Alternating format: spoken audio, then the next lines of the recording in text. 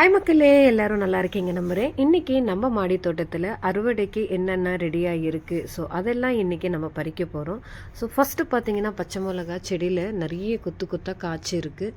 So எல்லாம் பச்சை மிளகாவும் நம்ம பறிச்சிக்கலாம். இதில் கிட்டத்தட்ட 4-5 ரகமான பச்சை மிளகா நம்ம மாடி தோட்டத்தில் நம்ம வச்சுருக்கோம்.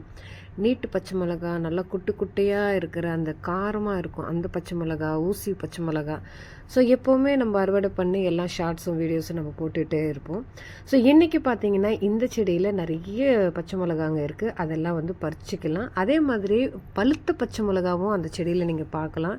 ஏன்னா சில காய்ங்க வந்து பார்த்திங்கன்னா பழுக்க ஆரம்பிக்குது. எப்போவுமே நான் வந்து பழுக்க வச்சு அந்த மிளகாங்க எல்லாம் பறித்து சில நேரத்தில் வந்து சட்னியாக நாங்கள் செஞ்சு சாப்பிடுவோம். இல்லாட்டி அப்படியே காஞ்ச மிளகா ஆகட்டும் அப்படின்னு சொல்லிட்டு செடியிலே நான் விட்டுருவேன். ஏன்னா காஞ்ச மிளகா நம்மளுக்கு தாளிக்கிறதுக்காக யூஸ் ஆகும். அதே மாதிரி பச்சை மிளகான்னு பார்த்திங்கன்னா நம்ம எப்போ கடைக்கு போனாலும் ஒரு 5 ரூபா பச்சை மிளகா நம்ம வாங்கிட்டு வந்துடுவோம். ஸோ அதனால் அது செடியிலேருந்து ஏன் பறிக்கணும் அப்படின்ற மாதிரி விட்டுருவேன். ஒவ்வொரு நேரத்தில் சில நேரத்தில் எமர்ஜென்சிக்கு வேறு வழியே இல்லை, செடியில் போயிட்டு மாடி தோட்டத்துலேருந்து செடியிலேருந்து நம்ம பறிச்சிக்கிட்டு வருவோம். ஸோ அந்த மாதிரியும் நடக்கும். பட் மோஸ்ட்லி வந்து பழுக்கட்டும் அப்படின்னு சொல்லிட்டு நான் விட்டுருவேன். ஸோ ஃபைனலாக பார்த்திங்கன்னா எல்லாம் பச்சை மிளகாவும் நம்ம பறிச்சாச்சு, இவ்வளோ கிடச்சிருக்கு. அதே மாதிரி பார்த்திங்கன்னா அந்த கிளை ஃபுல்லாகவே பச்சை மிளகாவாக இருக்குது. அது ஒன்று ஒன்று ஏன் பறிக்கணும், ஃபுல்லாகவே கட் பண்ணி விட்டுருணும். ஏன்னா நம்ம எப்போவுமே காய் பறிச்சிட்ட பிறகு செடிங்க நல்லா கட் பண்ணி விட்டால் இன்னும் துளிர் வச்சு நிறைய காய்கள் நம்மளுக்கு கொடுக்கும்.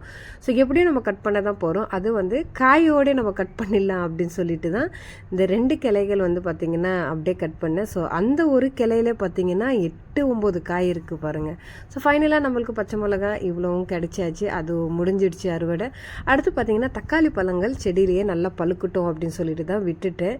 ஏன்னா நிறைய வாட்டி வந்து செடியில் வந்து ஓரளவுக்கு செங்காயாக இருக்கும்போது பறித்து பழுக்க வச்சுருவேன். ஏன்னா சில நேரத்தில் பழுத்து வீணாயிடும், அதே மாதிரி விழுந்துடும், அது வேண்டாம் அப்படின்னு சொல்லிட்டு நான் பறிச்சிருவேன். இப்போ வந்து செடியிலே பழுக்கட்டும் அப்படின்றதுனால எல்லா பழங்களும் பாருங்கள் செடியில் நல்லா பழுத்து இருக்குது. எல்லாமே ஒரே லெவலான பழுத்து இருக்குது. அதாவது சிலது காய் இருக்கும், சிலது பழுக்காமல் இருக்கும். ஆனால் இந்த இதில் அப்படி இல்லவே இல்லை, எல்லாமே பழுத்து இருக்குது. ஸோ அது எல்லாமே நம்ம பறிச்சிக்கலாம். கிட்டத்தட்ட 1/4 கிலோவுக்கு மேலே தக்காளி பழமும் கிடச்சிருக்கு. அதே மாதிரி பச்சை மிளகாங்களும் 1/4 கிலோ கிட்டத்தட்ட கிடச்சிருக்கு. ஸோ நம்ம வந்து இது விதைகள் போட்டு வந்தது கிடையாது.